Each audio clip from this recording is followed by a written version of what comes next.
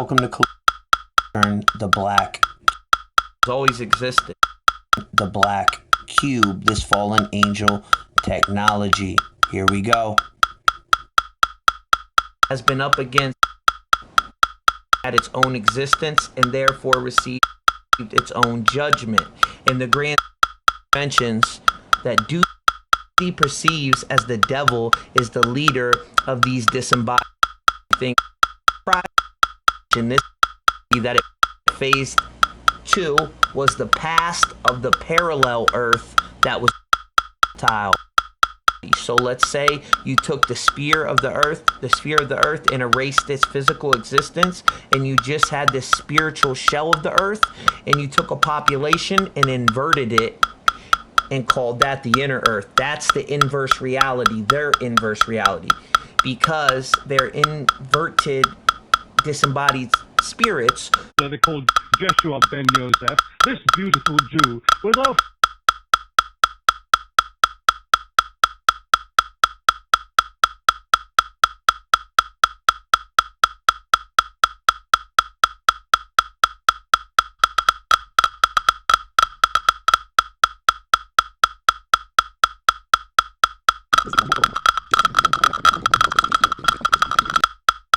So since the Philadelphia project took place, when it carried out that experiment out, guys, it pushed an object from this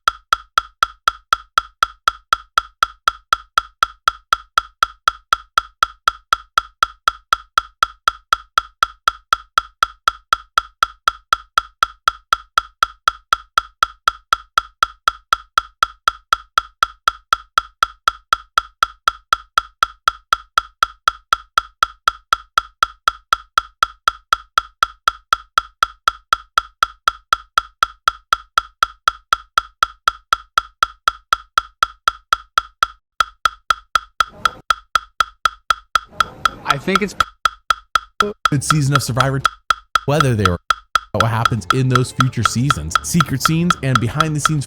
9 days, 20 people, 1 survivor. As a vampire, everyone, there is a medallion of power. We're now going to divide in Power for camp supplies, and they wisely do just that. They then arrive at their beach, and we waste no time meeting Judd. as soon as it was all 30 and under, it was like, these are my people. This is gonna be a lot of fun. Blonde kid, the one who's like Fabio. Dude, he's just retarded. You know, he's a dumb blonde. I mean, I never really called a guy a dumb blonde. That's a winner quote straight up. Fabio was clearly forced by the edit to say it too, which makes it so obvious. I personally counted about 5 or 6 cuts in that quote to make him say that. Wild, absolutely wild. We then learn that Kelly dances and has a funny entrance. That Patreon is free to sign up for. Yeah, like, and Purple Kelly has a purple. I got socks in my shoes, one in each shoe. Now all of a sudden, one's missing. I was gonna ask her, hey, do you think that you accidentally took my sock?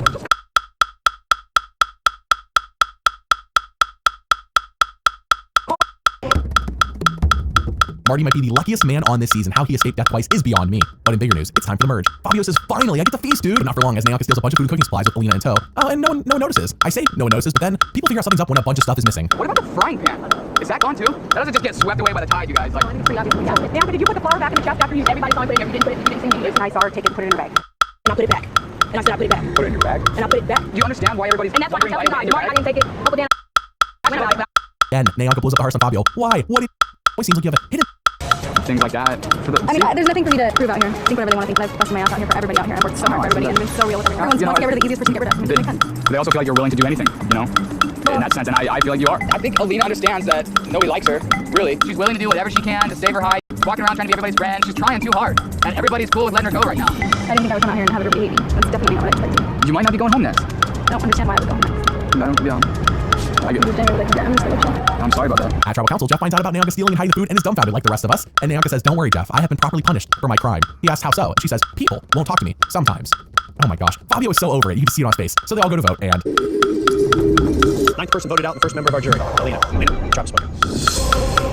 I think ever since that first vote with Shannon, I mean, and that was the stupid move by everybody.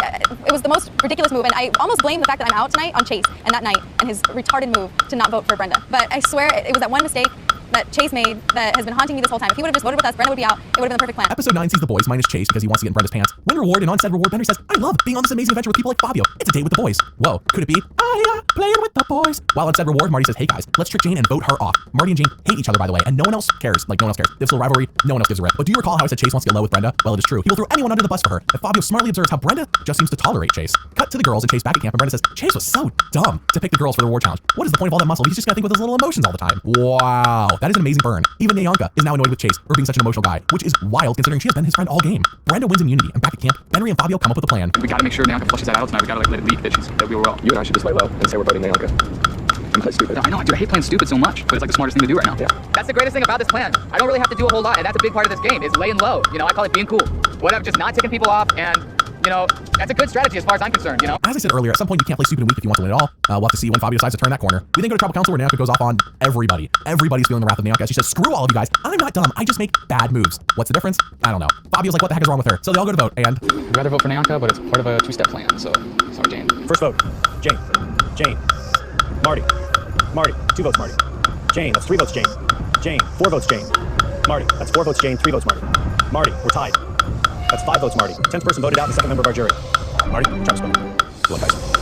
Like, I would love to play with Brenda, Fabio, Benry, and have Dan stick around with me and play with the stronger, smarter players. You know, take them to the end. Marty likes Fabio, which is great since he's on the jury, but Fabio had no idea Marty was being voted off here. The next day at camp, the rain is relentless. What else is new? I haven't really talked about it, but it's like half the days they're here, it's raining, seems like. So they use their wooden chest to protect the fire in hopes that it will keep it going while they're gone at the reward challenge. Fabio's team wins said reward, which includes a volcano surfing, which Fabio says, dude, this blows my mind. And I want to say it blows my mind as well, Fabio. I want to do that. But about those wooden chests with all their food and tarp on their shelter, yeah, it all caught on fire. Things just got a lot worse. But back to the volcano. Nayanka is so over Chase and Brenda. Right now, everybody knows Brenda out and you're not saying it. Ooh, that makes a lot of sense, though. But you didn't know that, though. No, Yep. that's for real, huh? For real. She's sneaky. And she's sitting so comfortable right now, but she's just trying to pick everybody up. Nayanka pulls me inside and says, we gotta work together, we can get Brenda out of here, she's running the show, and I'm thinking, this is great, this just fell right into my hands, I'm totally gonna milk it for all it's worth, you know? And hopefully, I can stay under the radar and slither through things. Like, I want Brenda to go tomorrow. She wouldn't see the boss like coming at all. This is the first time that Nayanka has shown any kindness to Fabio, and he just takes it in stride. Nayanka is a chaotic force, and you want to be on her good side. Jane wins individual immunity for the 2nd time, and at Tribal Council, they all go to vote, and Super cool girl, Brenda, but this game is not as easy as you think. 11th person voted out, the 3rd member of our jury. Brenda. Job spoken. Episode 12 sees the rain getting worse and worse. The weather of the season really sucks, and it's a big reason why this location looks ugly, despite my best efforts. We see Fabio talking with Purple Kelly, who is mentally struggling. Though it is never explicitly pointed out in the edit, I must say that she constantly wears his yellow jacket, and despite her being purpled in the edit, we see her being friends with him, Nyanka, and not really anyone else. They then go to the reward challenge, which is to watch the 35-time Oscar-winning film Gulliver's Travel, starring Jack Black, a movie that changed the world when it released on December 25th, 2010. Unfortunately, Fabio's team loses, and then the biggest plot twist of this season happens when... Now, yes.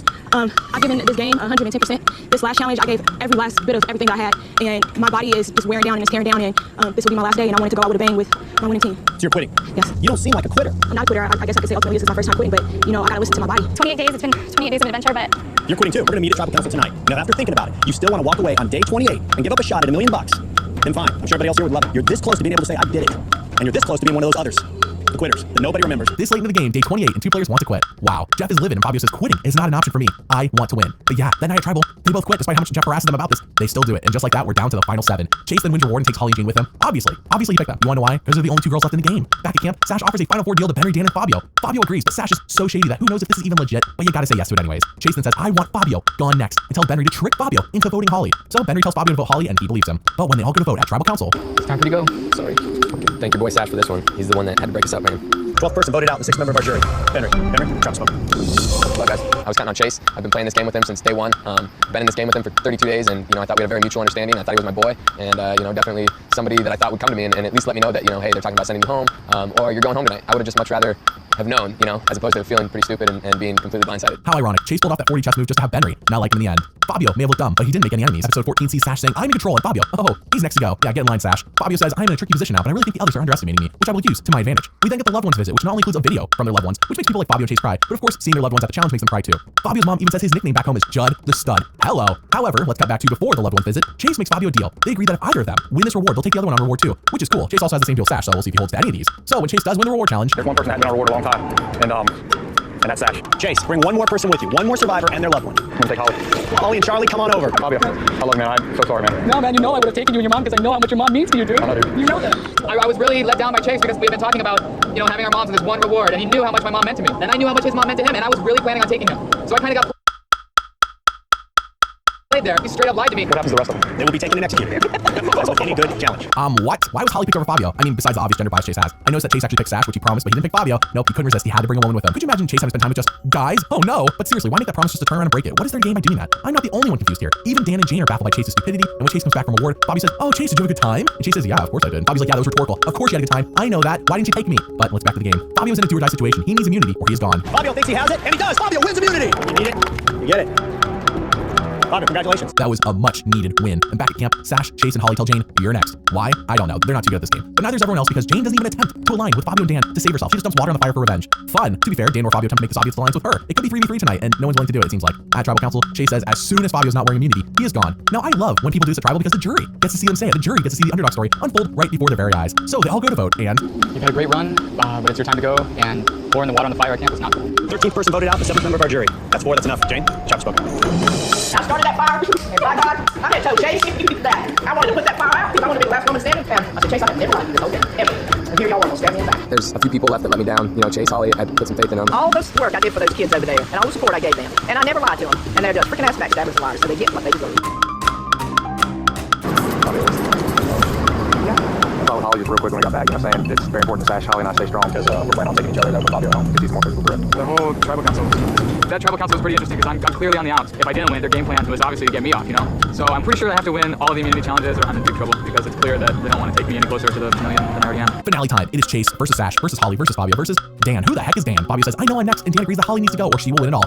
Yeah, why wasn't this discussed with Jane when you could have forced a tie in the last episode? He then offers Holly a final 3 deal, just throwing everything at the wall here, and she says nothing. I know, it's not the word nothing, she literally just doesn't respond. Great. So again, Fabio's neck is on the line, and at the immunity challenge, Fabio has it! Fabio wins immunity! Once again, Fabio has immunity.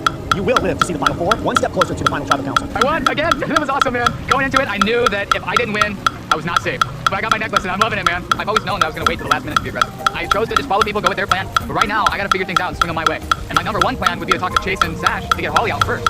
Oh, Fabio needed that bad. He then goes around and tries his best to pitch keeping Dan over Holly's like, Dan, dude's an old man. He can barely run and jump. He is not a threat in any challenges. Let's get out Holly. But no one wants that. They want Dan and Fabio gone. So they all go to vote, and sorry, Uncle Dan, but everybody thinks you're a threat. 14th person voted out, the 8th member of our jury. Dan, job spoken.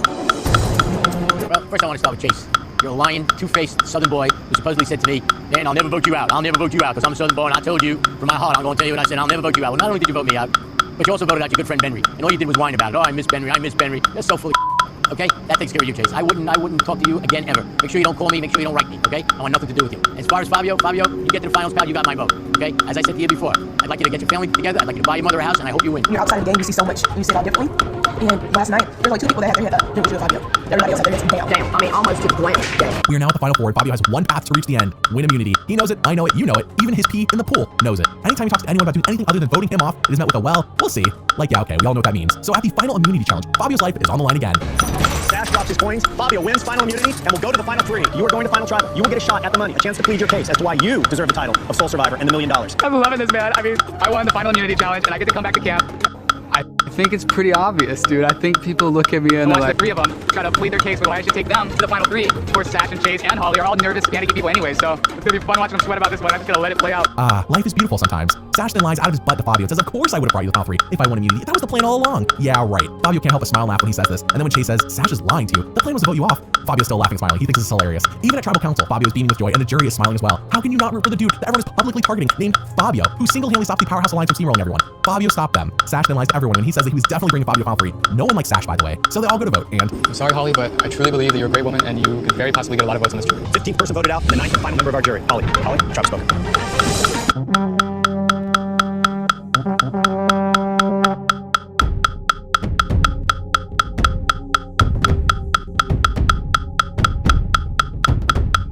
it is time. Final tribal council. Who will win between Chase and Fabio? No one likes Sash, so he's not even an option. Now is the time to own your game and what you did. At this point, I think Fabio has Marty, Benry, and Dan's votes locked in. He just needs 2 more to win. He opens final tribal council with, I also want to say that I enjoyed each one of you. I think we all had a lot of good times. Part of my strategy was to be myself to the fullest, be an open book. I knew that I was in the clear a lot of the time, and when it came down to the end, and I really needed to assert myself, I felt like I did that. And winning 3 immunity challenges in a row, that was survival mode, and I deserved to be in the final 3. I played a stand-up game. I don't think I backstabbed any of you guys, and I just think I deserve $1 million. I got a lot of fun. We see so many jurors talk to Chase and Sash, but ignore Fabio completely. That's not good. Brenda, Marty, Purple Kelly, and Dan in particular say nothing to Fabio at all, but I believe 2 of those 4 jurors already voted for him, so we'll see how the rest of these go. We see Holly ask Chase a softball question and then tries to hammer Fabio on winning immunities as a strategy. He says, hey, it worked, and it was perfectly timed. Jane is next, and she says, Sash, you sucked. Chase, I liked you, and basically ignores Fabio when he tries to talk to her. That's not a good sign. Benry is next, and he says, Fabio, you are a savage, and you probably have my vote. Nice. Bianca then gets a chance to speak, and let's ask ourselves, does she hate Fabio today, or does she love him? Fabio, it's been a pleasure. Cuss you out. You won the first immunity. You got to see your mom on one of those rewards. Was that gasoline to boost you into phase 10? I didn't actually go on the reward with my mom. It was just at the challenge that I saw her, and I daydreamed every single day out here what I could do for my family, and yeah, man, it got me to the end. Yeah, that's just something inside you that comes out when it's necessary. I've never felt like that before in my life. I've never put that kind of focus into something, and there was so much emotion going on. The jealousy, because these 3 had a plan to get here, and I felt like I really did deserve to be here. Love for my family. So yeah, that's my gasoline to get to the end. I appreciate your realness, for real, because I've had my moments where I cried. You gotta dig deep in this game. I think Bianca's vote for Fabio. Sweet, he only needs 1 more to win then. So we get to our final juror, Alina, and at Ponderosa, we saw her say she is voting for Chase or Fabio since she hates Sash. I told you, everyone hates Sash. So Fabio, you're like the ultimate surfer boy, dude, love that about you, but I don't want to give $1 million to a boy, I want to give $1 million to a man. Chase, I'm actually pleasantly surprised by you tonight. You came in here strong. Tell me I have to vote for you and not the other guys. People say I was wishy-washy. People say I did one thing and all this. It wasn't wishy-washy. It was me making myself a way out where I could play with people I could trust, but didn't get myself in a situation where if the alliance is done, I'm done. And a guy like Fabio, he's got this strategy not to piss people off, but still make it through the game. I don't think that's true. Half the tribal councils we came back from, Fabio was like, what the hell just happened? He didn't know who was voted out. That's not a strategy. You tried to get through the game without offending anybody and without double-crossing anybody, this and that, but I actually did it. But he didn't do it. But the strategy he's talking about and doing this, he did it by not knowing what the hell was going on half the time. That's outplaying you, bro. You did that last week. You outplayed me in some of the challenges. I brought you to the final 3, and I appreciate that. In retrospect, I think Alina planned to vote for Chase no matter what. Either way, this was not a good look for Fabio. So we go to the live reunion where Jeff reads the votes for who will win it all, and Fabio. Chase. Fabio. We are tied. Chase. 4 votes Chase, 2 votes Fabio. Fabio. The winner of Survivor, Nicaragua. Fabio. So let's break this down. How is Fabio as a character? Fabio is so much fun and actually one of the few positive hero characters on the season. So many people this season are villains, or at least painted as villains, that Fabio stands apart by being super cool and chill. He's a breath of fresh air, and frankly, there's no other winner like him. Not Ben, not... Hello people, I'm Jenny Meverell, and I am a 4th generation witch. I'm often asked by people what they need in order to start practicing witchcraft. And to this, invariably I say, oh, you need nothing, you need absolutely nothing, because it's just movement of energies, that's all witchcraft is. However, I think I might be wrong, because tools are actually really helpful. So today, I will discuss the basic witch toolkit. Although witchcraft is merely the movement of energy. I have my notes. I'm ready. Hi, I'm Olivia, and I'm the Witch of Wanderlust.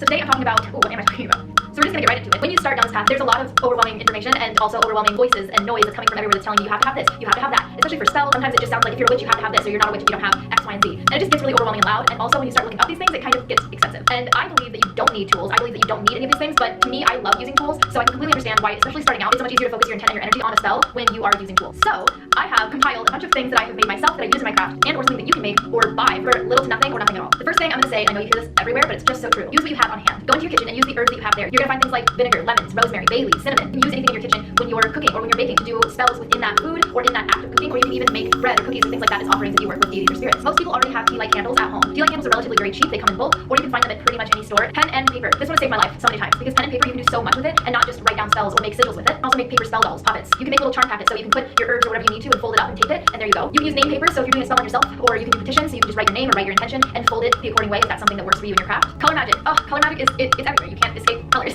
So you can use colors in anything, in things that you wear and things that you bake, the paper or the pen color that you write in or that you use. Mirrors. Every house, more likely than not, has a mirror in it. And if you have multiple mirrors, I like to have a lot of different mirrors hanging up in my house. Mirrors are associated with the supernatural so much. A lot. And you can also use them for things like scrying, you can use them for things like reflection spells. So that is a little further into everything, but mirrors are a really good resource to have. So if you look up mirror spells, you're going to find a plethora of them, and especially in your house, you can use those. Bowls of water. I know this sounds really lame, but bowls of water are used a lot in spell work, and it represents water. So if you need something like that on your altar, just grab a tiny little cup or a small little bowl or anything that will hold water, and you can use that to represent water on your altar, or anything that you need water to be represented in spell work or rituals or anything like that. Jars.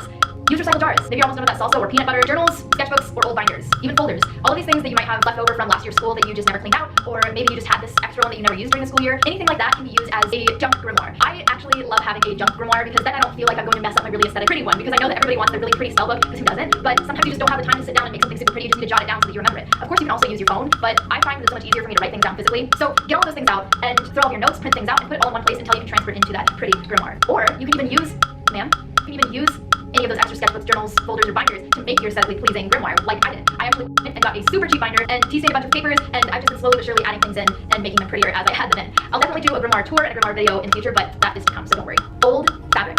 So if you know anybody who sews, or maybe you sew and you just have this big bag of scraps, that is going to help you so much. You can make things like charm bags or spell dolls. If you don't have any scraps, you can even use things like old t-shirts that you were probably going to throw away or give away. You can also just upcycle those and use those as your fabric for any of your spell work. These things you can get for free: dirt, sticks, and flowers. But I do a lot of home protection spells, so most of the time I just need dirt from my home. Sticks, go on a hike, gather some sticks, and so everything behind me up here I made from sticks that I found on a hike, and I have these, I guess, this kind of like mobile stick configuration.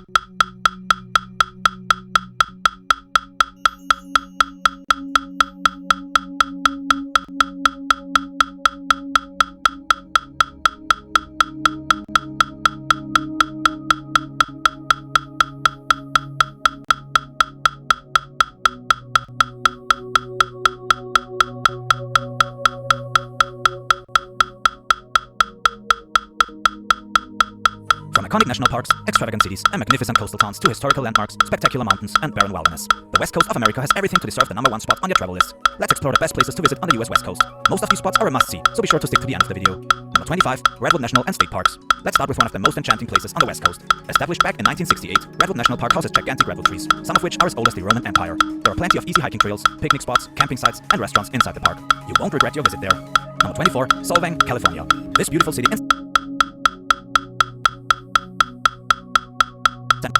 water. Number 17, Legoland, California. If you're driving around with kids, then you must stop at Legoland in Carlsbad. It's only a little over 30 miles. CC and a number of Franciscan friars, and for a very special reason. It's so beautiful. Like, I know why the people here like CNA. It's like amazing. I think it's beautiful. I really like it. It's my first time here. It reminds me like my young age because I was building it also at my home with my parents. Yes, I like it. Symbol of hope and Christianity. I think about the beauty of our God who has decided to come as a man. In that small little child. In Italian they say, c'è qualcosa che ti colpisce. It's something that makes you think that comes to your heart.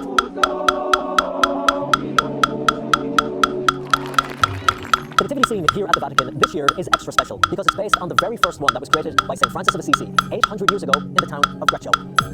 It was in 1223, here in the Italian village of Greccio, that a tradition was born that would spread throughout the world. Up on this hilltop, inside a small cave, pilgrims and visitors come to pray and reflect on the birth of Christ, including Pope Francis in 2019.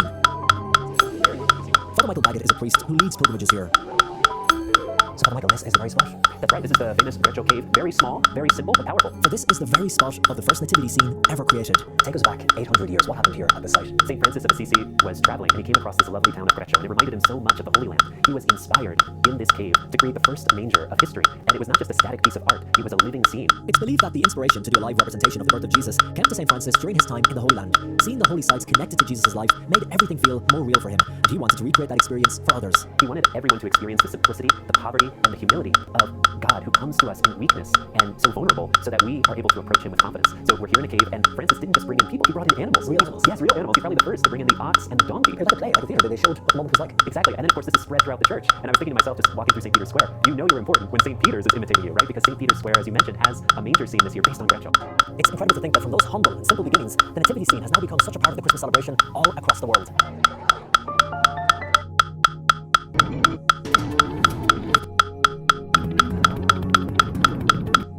For nearly 50 years, Roe v. Wade protected a woman's right to make decisions about her own body and her own life. Then, the highest court in our land took a constitutional right that had been recognized from the people of America, from the women of America.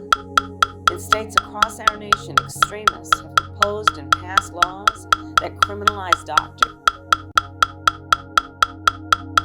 Everybody makes mistakes, and for some that might rise to the level of being a crime.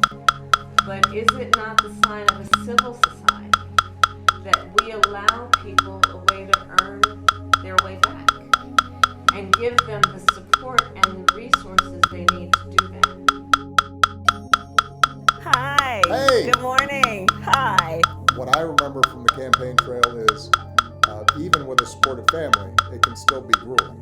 You got any tricks of the trade? I work out every morning, regardless of how much sleep I've had. It's just the best way to start the day. For months, I couldn't find weights to order weights. They were sold out, so I had these liter water bottles that I filled, of course, with water and used them as hand weights. That's resourceful. There were times where I was like in a little Iowa town, and the only treadmill was in the back of a beauty salon, and I'd be walking by, and women be looking, why is this guy there? Do you have like a playlist that you're working I've got my playlist. You know, I love some Mary J. Blige, and also, you know what? I really also, as a break in the day, I love is to FaceTime with the kids in my life and get a sense of the world through their eyes, you know, and talk to them. How are you feeling about things? What is your day like? The other thing that I think is for me was always great was those moments, and you never knew when they'd come, when you just have a conversation with, maybe it's a security guard in a building, or maybe it's some young kid who runs up and said they ran for, student council, and do you have any advice? Right, just those small interactions, somebody one-on-one, right? That's right, and those conversations, because also people of our country they really are full of hope, right? There's a lot that gives them a reason to be concerned about the future, but there's also a lot that folks just carry in their hearts and their spirit that is truly born out of optimism. And so when you have those conversations and you know, people share with you their hardships, but also they're there because they also believe that things are possible, that all things are possible. And I agree with you, those interactions, those one-on-one interactions really do inspire and keep it, and help you to keep it real. And obviously that is critical if we are to lead effectively. So tell me about Joe and your relationship with Joe, and what do I need to know? Like, what's the thing about the ice cream? He loves ice cream. Tell me about that. Well, listen, ice cream is big. Pasta with red sauce, he can go deep on that. He really does like those aviator glasses. He knows he.